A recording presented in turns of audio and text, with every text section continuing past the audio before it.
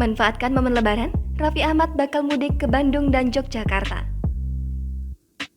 Artis Raffi Ahmad bakal mengosongkan jadwalnya saat Lebaran. Pasalnya, ayah dua anak ini telah merencanakan akan mudik ke kampung halamannya di Bandung.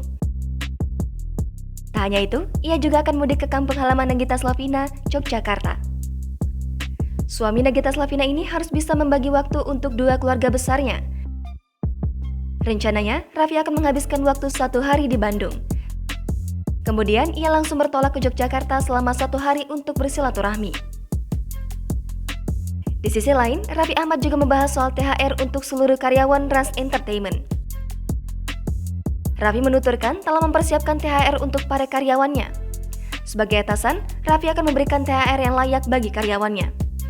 Menurut penuturan Raffi Ahmad, masalah THR sudah diatur oleh bagian HRD Ras Entertainment.